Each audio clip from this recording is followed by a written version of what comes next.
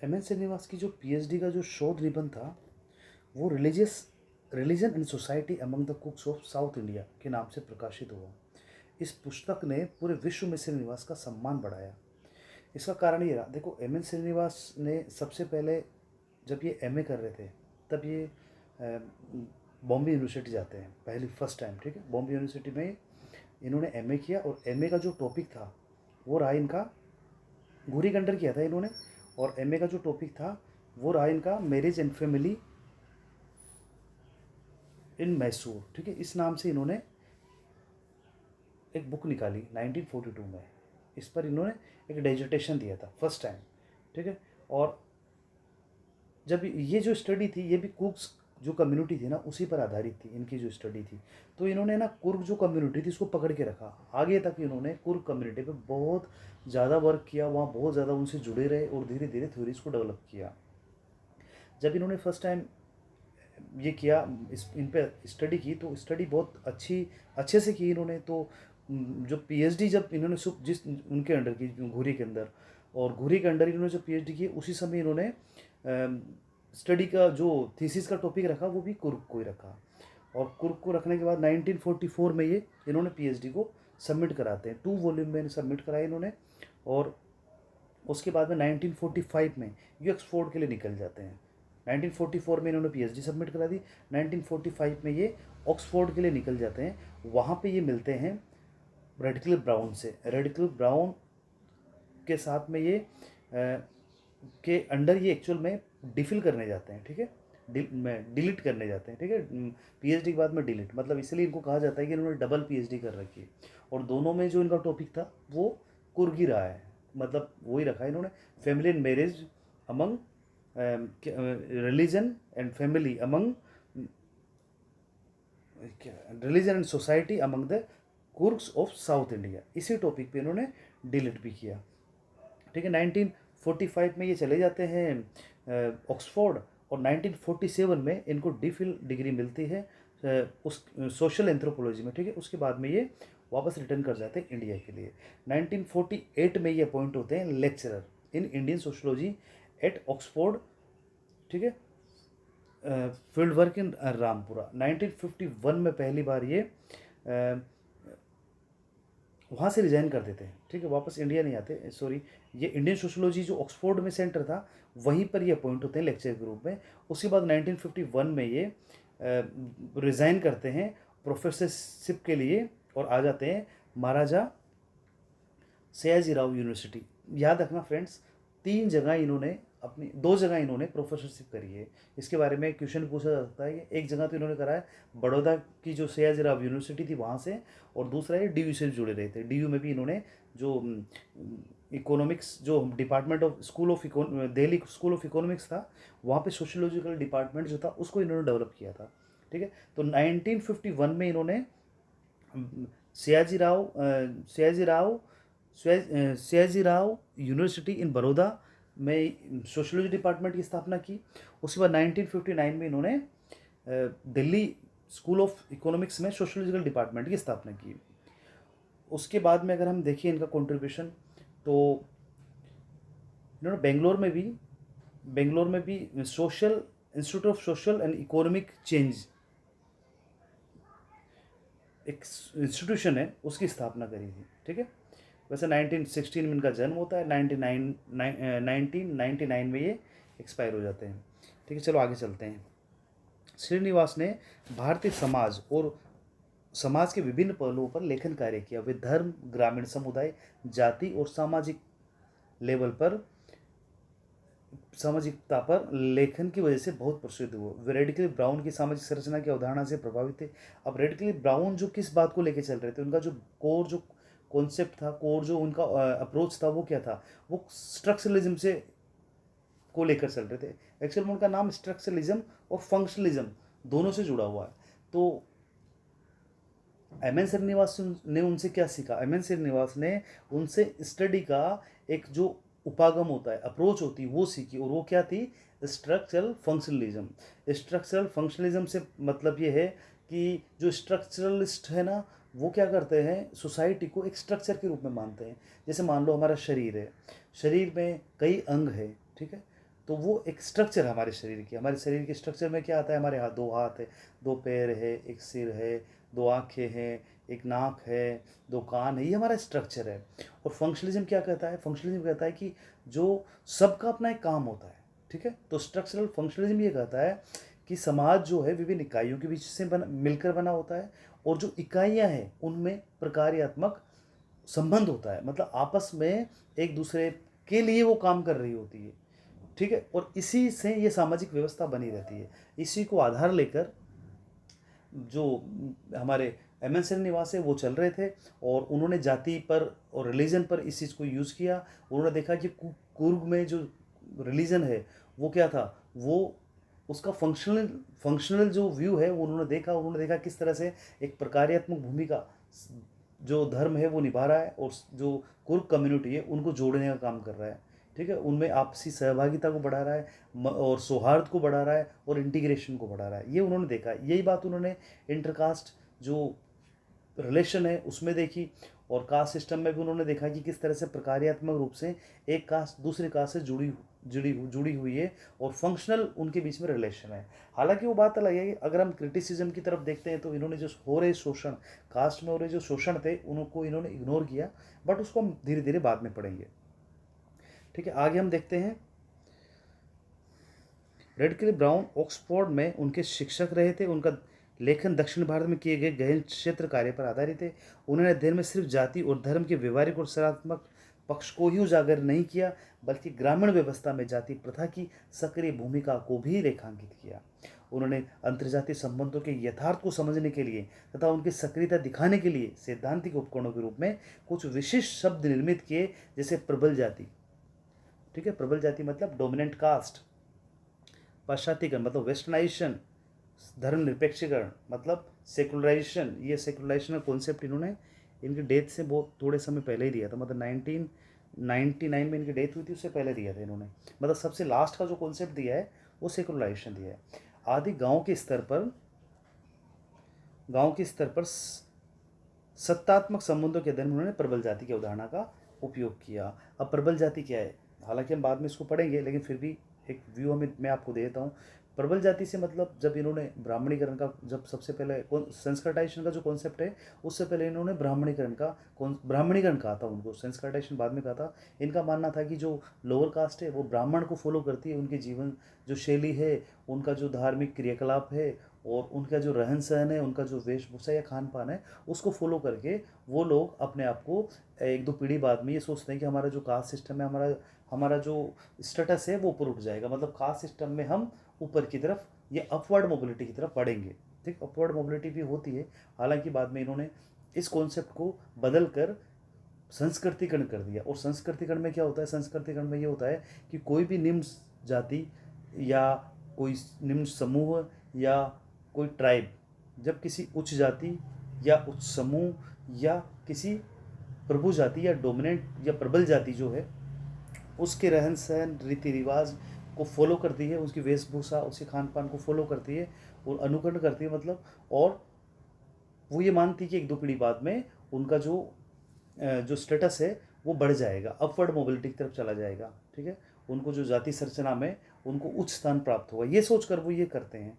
हालांकि वो कुछ हद तक सक्सेस भी होते हैं, और बाकी उनका जाति व्यवस्था में तो कहीं क्रम ऊपर नहीं जाता, बट इन्होंने बताया था उसके लिए कि उनका लंबवत उनका वो नहीं होता, क्या बोलते हैं, स्टेटस चेंज नहीं होता, बट अब क्षैतिज रूप से होता है, मतलब अपनी ही कास्ट के अंदर उनको थोड़ा अच्छा एक स्टेटस बनने लग जाता है, ठीक है। तो इसके लिए इन्होंने प्रबल जाति का प्रयोग किया था। प्रबल जाति से मतलब है कोई भी जातियाँ प्रबल हो सकती है, निम्न जाति को छोड़कर कोई भी जाति प्रबल जाति हो सकती है। उसमें जैसे हम राजस्थान की बात करें तो जाट कई ज़्यादा प्रबल है, ठीक। कई जगह गुजर प्रबल जाति रही है, हमारी जो मीणा कास्ट है वो भी प्रबल जाति रही है। और उसका रीज़न ये है कि कोई भी गांव जहाँ पे कोई जाति 3 तरीके से डेवलप है, या तो उसके पास लैंड होल्डिंग बहुत अच्छी हो, ठीक है, मतलब आर्थिक रूप से वो मजबूत जाति हो, या संख्यात्मक बाहुल्य उस जाति का। उस गांव में अगर मान लो कोई 90% 80% किसी एक सेम कास्ट के लोग रहते हैं, तो डेफिनेटली वो जाति वहाँ के लिए प्रबल होगी, और उनकी जो मान्यता है, उनकी जो लोग उनकी बात को मानेंगे, ठीक है, इसलिए वो प्रबल होगी। तो एक आर्थिक आधार बताया, एक इन्होंने संख्यात्मक आधार बताया, तीसरा इन्होंने पॉलिटिकल आधार बताया, राजनीतिक आधार पे। कोई जाति अगर राजनीतिक रूप से बहुत ज़्यादा सक्षम हो चुकी है या उनकी प्रेजेंस बहुत ज़्यादा बढ़ चुकी है तो वो प्रबल जाति के में आएगी। और जब इन्होंने इसकी स्टडी करी तो उन्होंने प्रबल जाति का भी प्रकार्यात्मक पक्ष को उजागर किया। प्रबल जाति का प्रकार्यात्मक पक्ष से क्या मतलब है कि ये लोग क्या करते हैं, जैसे प्रबल जाति जो हो गई है, ये गांव में हो रहे छोटे मोटे जितने भी विवाद हैं, जैसे आपस में कई जातियों में बीच में आपसी पारिवारिक मतभेद हो गए या कोई आपसी कोई लड़ाई है आपस किसी मत बात को लेकर, जमीन संबंधी विवाद हो गए, विवाद संबंधी विवाद हो गए, तो उनको सुलझाने का काम करती है। ठीक है, तो इसका इन्होंने एक तरह से प्रकार्यात्मक रूप से प्रबल जाति की स्टडी करी, एक कॉन्सेप्ट भी दिया और उसका प्रकार्यात्मक महत्व भी बताया। आगे देखते हैं हम। एम एन श्रीनिवास का जन्म 16 नवंबर 1916 को मैसूर के आयंगर ब्राह्मण परिवार में हुआ। इनके पिता जमींदार थे और मैसूर के ऊर्जा तथा बिजली विभाग में कार्यरत थे। श्रीनिवास की प्रारंभिक शिक्षा मैसूर राज्य में हुई। प्रारंभ से ही मेधावी छात्र के रूप में जाने जाते हैं। विश्वविद्यालय शिक्षा बम्बई में हुई जहाँ उनके गुरुजी जीएस घुरी थे। इस सवाल को बहुत बार पूछा जाएगा तो आप इसको याद रखना। 1942 में एमए शोध विषय के रूप में उनकी पुस्तक marriage and family among the कुक्स प्रकाशित हुई। 1944 में पीएचडी का कार्य बम्बई विश्वविद्यालय से घुरी के निर्देशन में किया। ये शोध कार्य 1952 में religion society among the cook, जो सबसे इंपॉर्टेंट बुक है, ये बुक कब पब्लिश हुई, ये क्वेश्चन याद रखना, ये पूछा जाता है बार बार। Among the Coorgs South India, ठीक है, के नाम से पुस्तक के रूप में छपी। इस पुस्तक ने पूरे विश्व में सम्मान बढ़ाया। 1947 में ऑक्सफोर्ड से सामाजिक मानव विज्ञान में डिलीट कर वापस भारत आए। 1948 में ऑक्सफोर्ड में भारतीय समाजशास्त्र के प्रवक्ता के रूप में इनकी नियुक्ति होती है, जिसे मैंने अभी बताया था। 1948 में रामपुरा में क्षेत्र कार्य किया। अच्छा, सबसे पहले इन्होंने काम किया था साउथ इंडिया की कुर्क कम्युनिटी पे, ठीक है, जो मैसूर में रहती थी। देखो, इन्होंने 2 फील्ड वर्क करे हैं, आपको याद रखने के लिए मैं बता दूं, 2 फील्ड वर्क करे हैं जो इंपॉर्टेंट है इनके। फर्स्ट फील्ड वर्क इन्होंने किया मैसूर के या यू को साउथ इंडिया की कुर्क्स पर, कुर्क कम्युनिटी। दूसरा किया इन्होंने रामपुरा पर। रामपुरा पे किया इन्होंने कास्ट को लेकर, इंटरकास्ट रिलेशन और कास्ट मोबिलिटी, इन सब चीज़ों को लेकर। और कुर्ग में किया इन्होंने स्पेशली सोसाइटी और रिलीजन को लेकर। ठीक है, तो ये चीज़ें याद रखना मोटे तौर पे। हालांकि चीज़ें इंटर रिलेटेड है, इसी ऐसा मैं एकदम बिल्कुल इन दोनों को सेपरेट नहीं कर सकता, इंटर रिलेटेड है। इसमें भी वो किया है लेकिन एक मोटे तौर पे ये मान सकते हैं। ठीक है, इन्होंने मैसूर के रामपुरा गांव की सामाजिक संरचना का अध्ययन किया। 1951 में ये सयाजीराव विश्वविद्यालय, जैसे मैंने बताया था, मैं बड़ौदा में प्रोफेसर पद पर नियुक्त हुए तथा समाजशास्त्र विभाग की स्थापना की। 1959 में दिल्ली स्कूल ऑफ इकोनॉमिक्स में प्रोफेसर के पद पर नियुक्ति हुई और समाजशास्त्र विभाग की स्थापना। काफ़ी इंपॉर्टेंट है, क्वेश्चन पूछे जा सकते हैं ये, कब कब क्या क्या किया इन्होंने। 1971 में Bangalore institute of social and economic change के सह संस्थापक बने, को फाउंडर थे इनके। एम एन श्रीनिवास का कोई शिकायत रहती कि उनका अधिकांश समय संस्थाओं को बनाने में बीत जाता है, उनके पास शोध कार्य के लिए बहुत ही कम समय रह जाता है। इनका जो मन था वो ये था कि मैं ज़्यादा से ज़्यादा फील्ड वर्क करूं, ठीक है। बट जो गवर्नमेंट थी वो धीरे धीरे गवर्नमेंट ने इनके काम को पहचाना, और क्योंकि इंस्टीट्यूशनल डेवलपमेंट भी बहुत ज़रूरी था, इसलिए इनको एक बहुत सारी जिम्मेदारियां दी गई और इन्होंने अपनी जिम्मेदारियों को बखूबी निभाया भी सही। उनके पास शोध कार्य के लिए बहुत कम समय रहता है। इसके बावजूद श्रीनिवास ने कुछ विषयों जैसे जाति, मॉडर्नाइजेशन और सोशल चेंज की अनेक प्रक्रियाएं और ग्रामीण समाज आदि पर महत्वपूर्ण कार्य किए। श्रीनिवास ने अपना अंतर्राष्ट्रीय पहचान तथा भारतीय समाजशास्त्र को विश्व के मानचित्र पर स्थापित किया। देखो, मानचित्र पर स्थापित इसलिए हो पाए बिकॉज पहली बार इन्होंने फील्ड वर्क का सहारा लिया। फील्ड वर्क पे इन्होंने पकड़ रखी, फील्ड वर्क इन्होंने अच्छा फील्ड वर्क किया, और एंथ्रोपोलॉजी के जो सिद्धांत थे उनको फील्ड वर्क में करने में काफ़ी मदद भी मिली। और इनके जो गुरु रहे हैं वो भी एक अच्छे लेवल के रहे हैं, जिसमें जीएस घुरिये भी थे। हालांकि जीएस घुरिये को इन्होंने बिल्कुल अंधे होकर अनुकरण नहीं किया, और इन्होंने फील्ड वर्क को इम्पोर्टेंस दी। रॉबर्ट ब्राउन और इवांस प्रचांड, ये दोनों इनके महत्वपूर्ण गुरु रहे हैं। ठीक है, इन्होंने नई पीढ़ी के समाजशास्त्रियों को तैयार किया, जो समाजशास्त्र के दिग्गजों के रूप में स्थापित हुए। 30 नवंबर 1999 यानी 83 वर्ष की आयु में इनकी मृत्यु हुई। उनकी रुचि जीवन पर्यंत भारतीय गांव तथा भारतीय समाज बनी रही। जिन आंकड़ों के आधार पर इन्होंने बम्बई में पीएचडी के लिए थीसिस लिखा था, उन्हीं आंकड़ों के आधार पे इन्होंने डिफिल किया था religion society among the Coorgs of South India. इस नाम को अच्छे से याद कर लीजिए, इस बुक को अच्छे से याद कर लीजिए, इसके ईयर को अच्छे से याद कर लीजिए। जो 1952 में पुस्तक के रूप में प्रकाशित हुई। इस पुस्तक में इन्होंने सबसे पहले संस्कृताइजेशन का जो कॉन्सेप्ट दिया था, इवन वेस्टर्नाइजेशन का कॉन्सेप्ट भी इसी में दिया था इन्होंने। ठीक है, तो याद रखिए कि संस्कृतिकरण का जो कॉन्सेप्ट था वो किस स्टडी में दिया था इन्हें, तो कुर्क की जो स्टडी थी उसमें दिया था। और जो डोमिनेंट कास्ट या प्रभु जाति का जो कॉन्सेप्ट दिया था वो कहाँ दिया था इन्होंने, वो दिया था इन्होंने ओकालिंगा, जो लिंगायत समुदाय रामपुरा गांव में जब इन्होंने स्टडी करी थी, तो जो लिंगायत समुदाय और ब्राह्मण समुदाय अपर वर्ग में थे, ठीक है, उनकी स्टडी करते हुए इन्होंने 3 स्तर बताए थे एक्चुअल में। उसमें जो ग्रामीण व्यवस्था थी वहाँ की वो 3 स्तरों में बटी हुई थी, ऊपर उच्च जाति थी, मध्यम जाति और निम्न जाति में। ठीक है, तो इन्होंने संस्कृति की अवधारणा, बस आप अभी इतना ही याद रखिए, हम संस्कृतिकरण को, संस्कृताइजेशन को अलग से पढ़ेंगे, अलग से समझेंगे और अच्छे से समझेंगे। ठीक है, तो इन्होंने जो संस्कृतिकरण की अवधारणा दी थी, कुर्क्स जो साउथ इंडिया के कुर्क्स थे उनमें रिलीजन और सोसाइटी का स्टडी कर रहे थे, तब इन्होंने इस कॉन्सेप्ट को दिया था।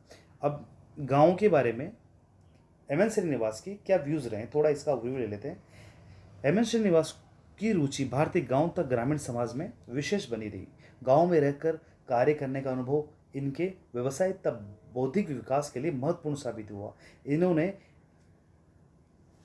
एस सी दुबे तथा डी एन मजूमदार, ये क्वेश्चन पूछा जा सकता है, याद रख लेना कि इनके समकक्ष कौन से विद्वान रहे हैं। ठीक है, तो एस सी दुबे रहे हैं जिन्होंने समीर पेट का अध्ययन किया था, और मजूमदार जिन्होंने डिसंस्कृताइजेशन का कॉन्सेप्ट भी दिया था, उस समय के ग्रामीण अध्ययन को प्रभावशाली बनाया। एम एन श्रीनिवास का मानना था कि गांव एक अनिवार्य सामाजिक पहचान है। इतिहास साक्षी है कि गांवों ने अपना एक एकीकृत पहचान बनाई है। ग्रामीण एकता ग्रामीण सामाजिक जीवन में काफ़ी महत्वपूर्ण है।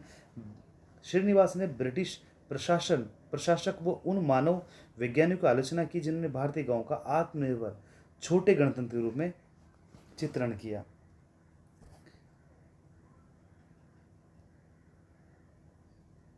श्रीनिवास ने ऐतिहासिक व सामाजिक साक्ष्य के माध्यम से दर्शाया कि गांवों में महत्वपूर्ण परिवर्तन आए हैं। उनका मानना था कि गांव कभी भी आत्मनिर्भर इकाई के रूप में नहीं रहे। इसका कंक्लूजन ये निकाल सकते हैं कि जो ब्रिटिश जो एंथ्रोपोलॉजिस्ट और जो सोशोलॉजिस्ट थे, ये लोग क्या कर रहे थे, ज़्यादातर तो एंथ्रोपोलॉजिस्ट ही थे उस समय, सोशोलॉजिस्ट तो कोई था ही नहीं, सोशोलॉजी तो बहुत लेट डेवलप हुई थी। ठीक है, तो ज़्यादातर लोग क्या कर रहे थे, एक बंद व्यवस्था मानते थे। ऑल ओवर आप ये समझ सकते हो, इसको एक बंद व्यवस्था मानते थे गाँव को, और ये मानते थे कि इसके अंदर ना परिवर्तन बहुत कम होता है। बट एम एन श्रीनिवास ने बताया कि समय के साथ साथ परिवर्तन हो रहा है, चीज़ें बदल रही। जैसे संस्कृताइजेशन से उन्होंने बताया कि किस तरह से जो लोअर कास्ट है वो अपर कास्ट की ओर जाने की ओर कर रही है। ठीक है, कोशिशें कर रही है, और किस तरह से समाज में परिवर्तन आए, शिक्षा से क्या प्रभाव आ रहा है। ठीक है, वो सब बताया इन्होंने। विभिन्न प्रकार के आर्थिक सामाजिक तथा राजनीतिक संबंधों से क्षेत्रीय स्तर पर जुड़े हुए थे। एम एन श्रीनिवास ने 1948 में मैसूर के रामपुरा गांव की सामाजिक संरचना का अध्ययन किया। उस समय उस गांव की जनसंख्या कितनी थी, 1523 थी। 1523 की पॉपुलेशन थी। गांव में 19 हिंदू जातियां तथा मुसलमान रहते थे। देखो ये चीज़ें वैसे अगर हम एग्ज़ाम जो प्रिलिमिनरी या जो ऑब्जेक्टिव एग्ज़ाम होते हैं उनमें बहुत इंपॉर्टेंट नहीं है, बट जब आप इंटरव्यू फेस करोगे तो ये छोटी छोटी बातें आपके लिए बहुत बहुत महत्वपूर्ण साबित होगी। इंटरव्यू बोर्ड को ये इन चीज़ों से बहुत इफेक्ट आता है कि इन्होंने बारीकी चीज़ों को पढ़ा है और बच्चों को एक बहुत अच्छे व्यू से चीज़ें बता पाएंगे। गांव में 19 हिंदू जातियां तथा मुसलमान रहते थे। रामपुरा का आधा भाग कृषि करता था। ओकालिंगा वहाँ का सबसे बड़ा भूस्वामी थे। ओकालिंगा एक कम्युनिटी या कास्ट थी, वहाँ की कास्ट थी जो सबसे बड़े भूस्वामी थे। अधिकांश जातियाँ अपना परंपरागत व्यवसाय करती थी, फिर भी व्यवसाय में परिवर्तन होने लगा था। ब्राह्मण कृषि करने लगे थे। निम्न जाति के व्यक्ति दुकान चलाने, चावल की मिलें खोलने तथा मोटरों में काम करने लगे थे। गडरियों ने भेड़ पालन व कंबल बुनना छोड़कर कृषि कार्य प्रारंभ कर दिया था। तो अब ये तो कह ही नहीं सकते ना कि कास्ट वाइज वर्क हो रहा था। ठीक है, कोई काम बटा हुआ नहीं था, बस काम बदल रहे थे, परिवर्तन आ रहा था समय के साथ साथ, चीज़ों के साथ साथ अपने आप चीज़ें बदल रही थी। तो इसका मतलब कास्ट में मोबिलिटी हो रही थी, कास्ट सिस्टम में परिवर्तन आ रहा था। इन्हीं चीज़ों का अध्ययन इन्होंने किया है। मछुआ मछली पकड़ने के स्थान पर कृषि करते थे। इस प्रकार रामपुरा के जातियों के परंपरागत व्यवसाय में परिवर्तन व लचीलापन दिखाई देता था। राजनीतिक दृष्टि से रामपुरा एक स्वायत्त इकाई थी। गांव के विवादों का निपटारा प्रभु जाति के वैवर्त व्यक्ति द्वारा किया जाता था। रामपुरा में ओकालिंगा जाति जनसंख्यात्मक शक्ति और आर्थिक और राजनीतिक प्रभाव के कारण प्रभु जाति बन गई थी। तो प्रभु जाति कौन थी? ओकालिंगा। ये क्वेश्चन पूछा जा सकता है, ठीक है। प्रभु जाति जो माना है इन्होंने, वो किसको माना है? ये इन्होंने माना है ओकालिंगा कास्ट को, ठीक है। इसमें ऑप्शन में आपके पास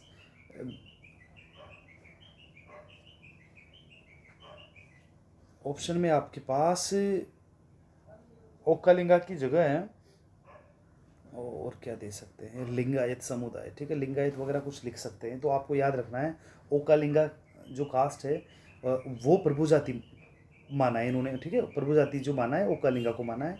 और संस्कृताइजेशन के लिए इन्होंने कुर्ग जो कम्युनिटी थी उसके लिए इन्होंने संस्कृताइजेशन का कॉन्सेप्ट दिया था। रामपुरा गांव के अधिकांश निवासी हिंदू त्योहारों को मानते थे।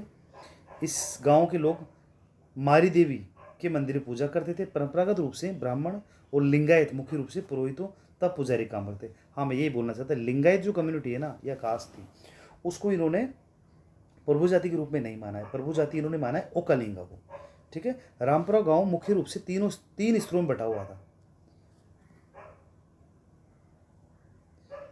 3 स्तर एक बार देख लेते हैं इनके। सबसे ऊपर ब्राह्मण थे, लिंगायत और क्षत्रिय, ये तीनों जातियां सबसे ऊपर थी। तेली, नाई, कुम्हार, गडेरिया और मछुआ ये दूसरे स्थान पर थे। अस्पृश्य जातियां निम्न स्तर पर थे। विभिन्न जातियों के बीच खान पान, व्यवसाय और सामाजिक संपर्क के संबंध जातिगत मान्यताओं से प्रभावित थे। इसके बावजूद सभी लोग सामान्य अनुभव के कारण सामुदायिकता भावना से बंधे थे। इस प्रकार एम एन श्रीनिवास का ग्रामीण अध्ययन भारतीय समाजशास्त्र को कई रूपों में लाभान्वित करते हैं। प्रथम, इसने नरजातीय शोध कार्य की पद्धति के महत्व से परिचित कराने का मौका दिया। नरजातीय पद्धति मतलब इंसानों का अध्ययन किया, भाई सीधी बात ही है। द्वितीय, इसने भारतीय गांव में तीव्र गति से होने वाले सामाजिक परिवर्तन के बारे में आंखों देखी जानकारी दी, ठीक है। जो फील्ड स्टडी इन्होंने की, जो सहभागी अवलोकन इन्होंने किया, लोगों के साथ रहकर इन्होंने अध्ययन किया, तो ये सामाजिक परिवर्तन को इन्होंने बताया, ठीक है। आंखों देखी जानकारी दी। तृतीय, नगरीय भारतीय निर्माता इससे अनुमान लगा सकते थे कि भारत के आंतरिक हिस्सों में क्या हो रहा है, ठीक है। लोगों को पता चलेगा, लोगों को पता चला कि गाँव की स्थिति कैसी है, ये वास्तविक स्थिति उन्होंने बताई। पुस्तकीय अवधारणा के आधार पर तो चीज़ें बहुत अलग होती है, ठीक है। कास्टिज्म बहुत अच्छे ऐसा रिजिड लेवल पे दिखाते हैं, ठीक है। मोबिलिटी बिल्कुल नहीं दिखाते, बंद व्यवस्था दिखाते हैं। बट इन्होंने उस परिवर्तन को लोगों के सामने ला के रख दिया, किस तरह से जो गांव है उनमें परिवर्तन आ रहा है, उन लोगों की मानसिकता में परिवर्तन आ रहा है, लोगों के कार्यों में परिवर्तन आ रहा है। चतुर्थ, इसे आधुनिकता के बढ़ते समाज के लिए उपयोगी बनाया जा सकता है। एम एन श्रीनिवास के ग्रामीण अध्ययन के दौरान 3 अवधारणा को उल्लेख विशेष महत्वपूर्ण यह है: संस्कृताइजेशन, पश्चिमीकरण और प्रभु जाति, जिनको हम आने वाली क्लासों में पढ़ने वाले हैं, ठीक है फ्रेंड्स। और आई होप कि आपको चीज़ें समझ में आ गई होगी, और मैं आगे जो टॉपिक है इसके वो जल्दी क्लियर करूँगा, और पूरी कोशिश करेंगे कि एग्ज़ाम ओरिएंटेड चीज़ें पढ़ें, अच्छे से पढ़ें, चाहे ज़्यादा पढ़ेंगे पर ठीक पढ़ेंगे, ताकि हमें हर लेवल पे, चाहे प्रिलिमिनरी लेवल हो, चाहे कोई एग्ज़ाम मेंस का हो या फिर इंटरव्यू, सभी लेवल पे हम हमारी जो इन्फॉर्मेशन जो है उसको अच्छे से लोगों तक डिलीवर कर पाएँ। Okay friends, thank you.